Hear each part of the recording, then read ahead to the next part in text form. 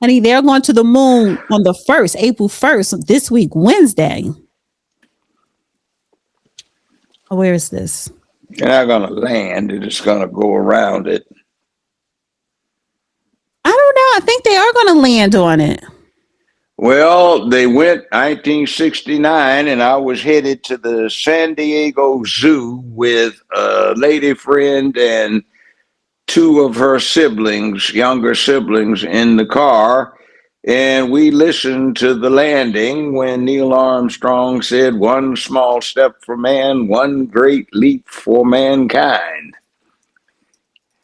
Very fascinating. See, those things were real to us, and these last two generations have forgotten all of that because that wonderful adventure was knocked out because the money was better spent on the poor people who were starving and couldn't make it. So now they have become entitled and used to sloth and somebody taking care of them like they're overgrown children. So anyway, Well, I wanted to play this clip. It's a piece of the press conference today that they had. So it's NASA Artemis, and this is just a really quick clip here. by the way, speaking of religion, you notice we still name things after Greco-Roman gods and such like. Well, Uh, Artemis is Greek. that you have Greco-Roman in that whole pantheon that became the Mediterranean culture that embraced. See, Rome at one point got up to somewhere around 180 million people. The United States didn't get to 180 million people until the 1960s. Well, So that's what you were looking at, and that embraced a whole lot of cultures. In Rome, as long as it did not deal with cannibalism or human sacrifice, then any religion of any Roman citizen became an official religion of Rome. The Christians messed that up by trying to say snobbishly theirs was the only religion and cut everybody else's out, which generated a lot of backlash. So, well, yeah. the Artemis is a Greek goddess of hunt, wilderness, wild animals, childbirth, and chastity, known as the Mm-hmm. daughter of Zeus and Leto and twin sister of Apollo.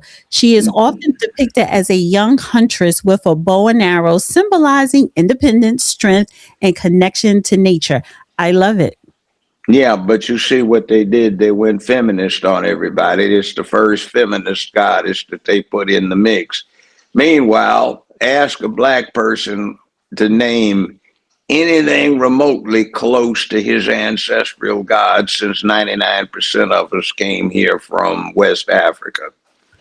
Okay, wait a minute. So what's wrong with the naming the space journey or ship Artemis? I don't understand that. You have a woman, you have a black man, you have two white men. These are the astronauts. I understand, but the point is there's an effort to feminize stuff. So that's like She is the daughter of Zeus. I understand. That's that whole thing you got into with Wonder Woman. She was supposed to be Artemis on the side. But anyway, it is what it is. So it's just a new thing. I mean, Okay, so let me just read off the astronauts. So the NASA astronauts that are going to the moon is Reed Wiseman, Victor Glover, Christina Koch, along with Canadian Space Agency astronaut Jeremy Hansen. They participated in a virtual briefing from quarantine at 11:30 a.m. today in Cape Canaveral, Florida. Canaveral. Canaveral. Cape, everybody in my generation knew Cape Canaveral from 5 years old, 4 years old on up because that was where they tested the rockets. That became Cape Kennedy, but it was Cape Canaveral. So everybody knew that. Right. Uh, Cape Canaveral, that was the place to be. That was the spaceport. Just let me just play just a 30 seconds of what they're saying. What are your thoughts as people who see the moon as a destination, not just a bright globe in the sky? Thanks. So yesterday we spent some time with our geology team lead, Kelsey, just going over the plan, and depending on which launch day we launch in this window, how that changes.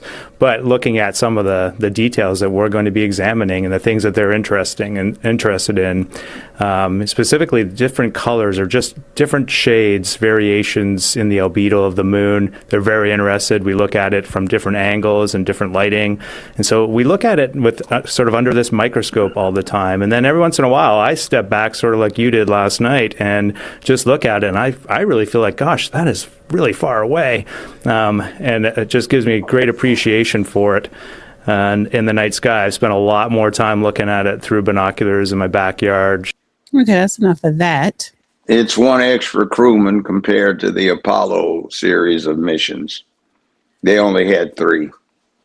And so I wanted to play this little. And remember, there's an interesting thing they wouldn't even tolerate today. While it was on the launch pad for a test, there was a fire that incinerated the first 3 astronauts who were designated to fly in the capsule. So it got set back some months while they trained replacements for those that got burned up.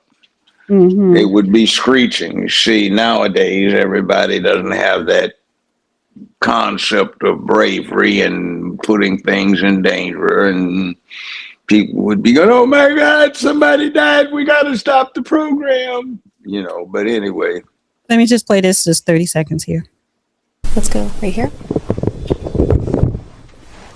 Hi, Ken Kramer, Space Up Close. Thank you. Thanks for all the work that you're doing. It's fantastic. My question is for Amit. Since you mentioned the future architecture a little bit, I'm curious, you guys were planning to do uncrewed test flights of these lunar landers, the human landers, about a year ahead of time in the past. I'd like to know what is the plan now? How is that all going to work out? Still going to do those. We still need to make sure we can land robotically with those machines before we decide to commit the crew to them, but we're trying to get early data on the life support systems, the rest of their systems ahead of time, which is why we want to do Earth orbit activity to make sure we can shake that out while they're concurrently pressing towards doing landing attempts as well. So we haven't taken that off the plan. When would it be? Right now, we're planning on uncrewed landings next year in 27. We're working with the vendors to bring those in. I think that's been the baseline plan for a little while.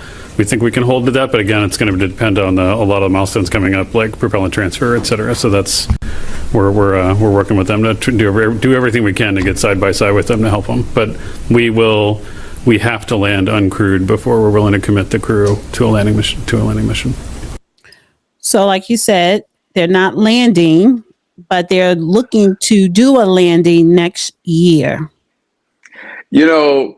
In my lifetime, I remember even in elementary school, we held as heroes the test pilots who flew the X series and the Douglas Skyray series, the D558 series, the Bell X-1, and the first 2 aircraft to cross the sound barrier were the Bell X-1 going in level flight, actually slightly up a rocket plane. It was a bright orange-red, and an F-86 fighter plane that the Air Force kept the fact that it had exceeded the sound barrier secret in a slight dive.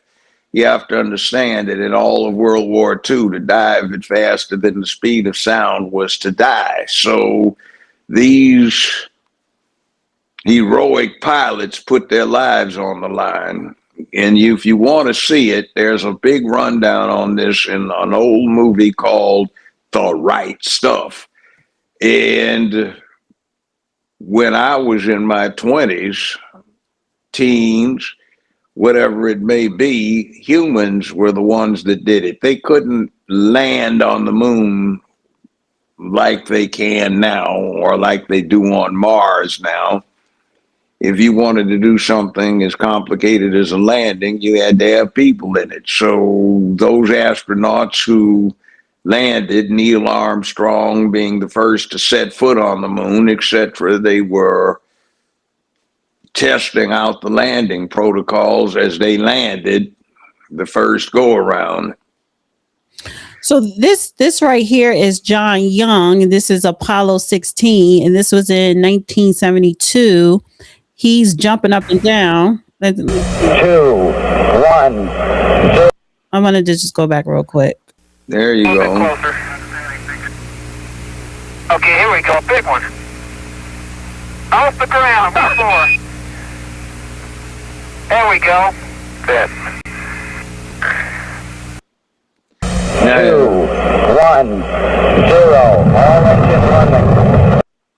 And this here is the first moon landing, 1969. This is all of 2 minutes. Okay. Roger, Tranquility. We copy you on the ground. You got a bunch of guys about to turn blue. We're breathing again. Thanks a lot. Okay, Neil, we can see you coming down the ladder now. I'm at the foot of the ladder. The LEM footpads are only impressed in the surface about 1 or 2 inches. I'm going to step off the LEM now. That's 1 small step for man, 1 giant leap for mankind. Tony, this is so great you can't believe it. I believe it, Charlie. It's raining, John. Look at it go, would you, Charlie? You got all your steering and it's straight. Oh, this is going to be some kind of different ride.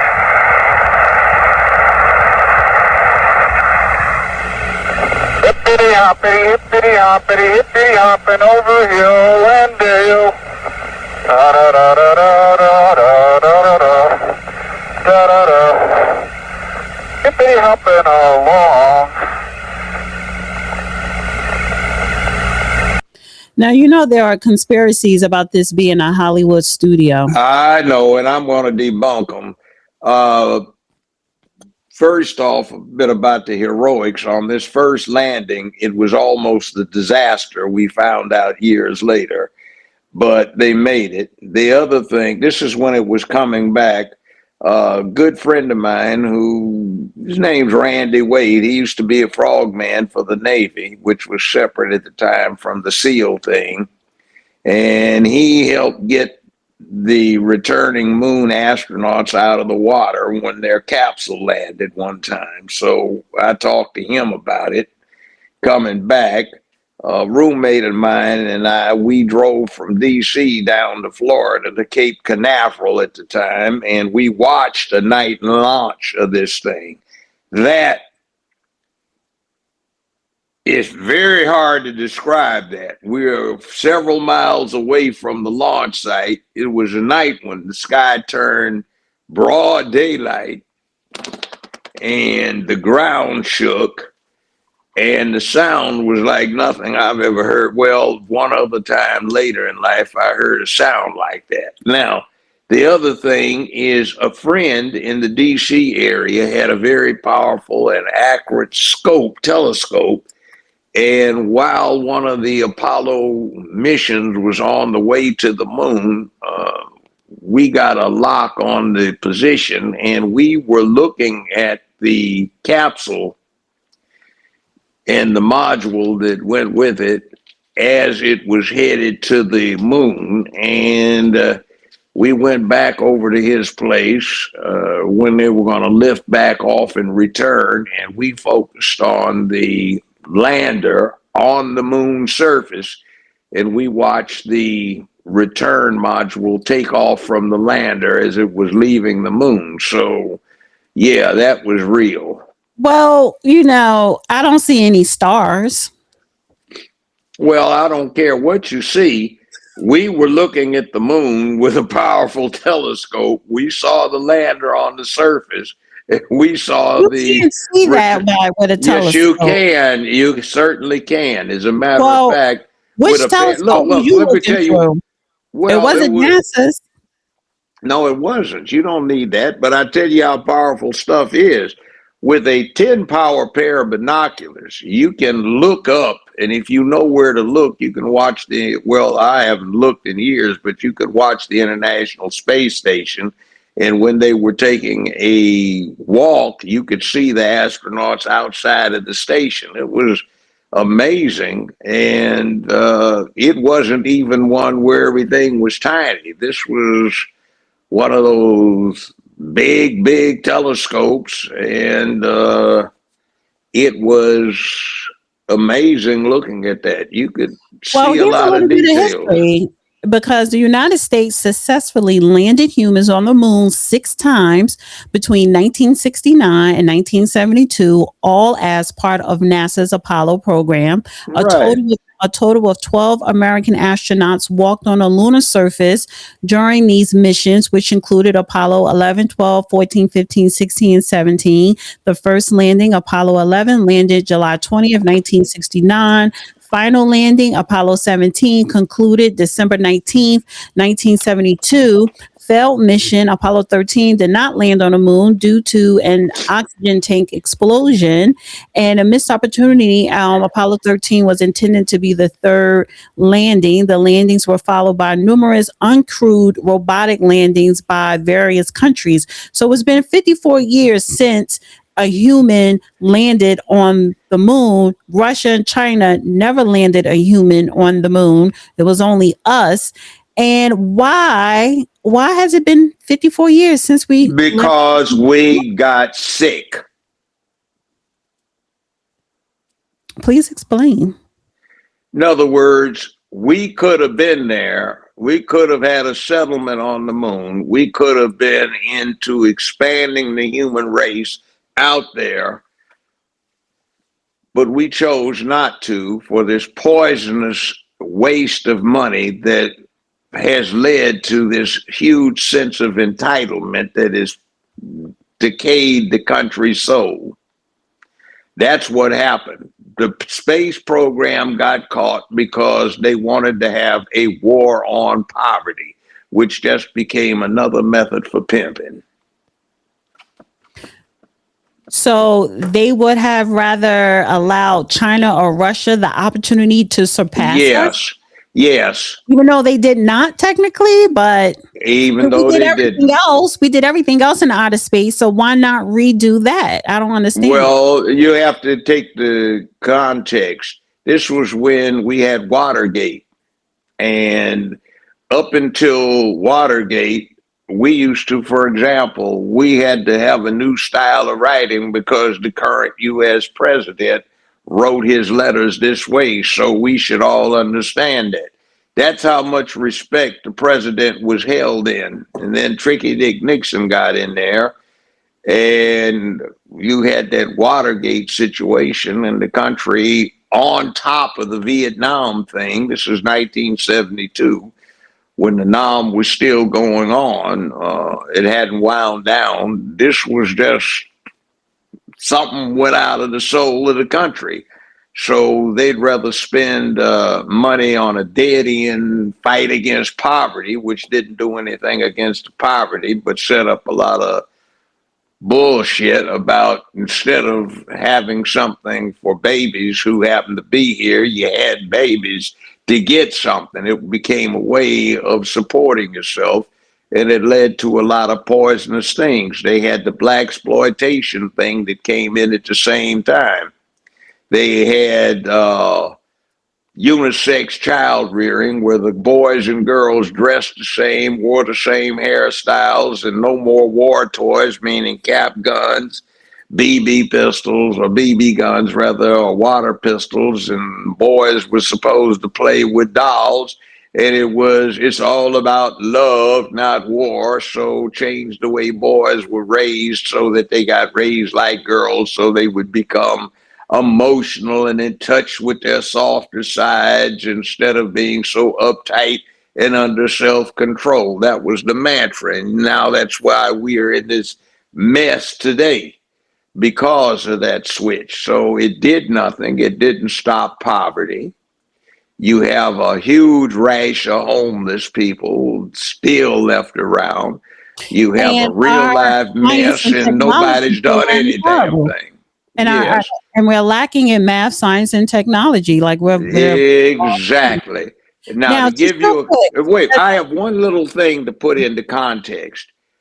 Your cell phone, the one I'm using, the one you have in front of you, has 10 times more computational power than what NASA had available to it to arrange those landings. So just think about all of the human pencil work and stuff like that that went in doing the calculations and all of the, oh, wow, we got to work the slide rule stuff and the acumen that people had to pull this mission series off without modern computers. And let me just also add Katherine Johnson, Dorothy Vaughan, and Mary Jackson. They were the human computers who calculated trajectories and engineering designs for the 1969 Apollo 11 moon landing. Yeah, So, they did. yes, they did. But I don't like the movies. You know why I don't like the movies? Why? Because the actual women were the ones that kind of looked like the real hot sisters. And in the movie, they dumped them up. Well, they look good in the movie, the characters in the movie. They look better in real life at the time. So I find that interesting that Hollywood tamped them down a bit. Are This you was talking about when, the chunky one in the movie? yeah, see, in reality, the miniskirt, the micro miniskirt was in. So if you can imagine going to school or out to a party or out to dinner and your skirt was like a tennis skirt, then you get the idea. So yeah, it was interesting. See, that doesn't play into the feminist thing to have the girls looking hot. They got to be all uptight, whatever about the whole bit. So this is the And picture. Um, yeah, now look at them. They're a lot older in the pictures than they were at the time. right. But the women in the movies, she's pretty, and she's cute too, even though she's plump. It's not the problem. I think you just want to criticize. No, I'm not criticizing. I just don't like Hollywood. I think it's a filthy place and it fills the American public Well, at and least the that was a decent movie. It was a good movie. It's a good yeah, movie. but again, the focus was on how they overcame victimhood. See, No, it was not. yeah, it was the way they did it. It's like, oh my Because God, look how they dumped on them. Look what they achieved. In fact, getting dumped on. See, everybody in the well, they United weren't, States but was dealing with the that. black people of that time and in that movie were not they didn't portray themselves as victims. They were married. They didn't. They didn't. But The way they Hollywood carried was trying to themselves. give that. See, Hollywood, I heard Hollywood's discussion of that movie. I was at Paramount and I was their number one, number two show in their most profitable entity. So I could walk the hallways of power at Paramount and I listened to what their executives were saying. They had a hidden message in there about, oh, how horrible everything was and how they were getting mistreated. They were subtle about it because they did accomplish something. But that was what they intended. And that was, you remember in high school, boys and girls, what do you think the author really mean when they wrote this chapter here? What was their hidden meaning? That kind of thing.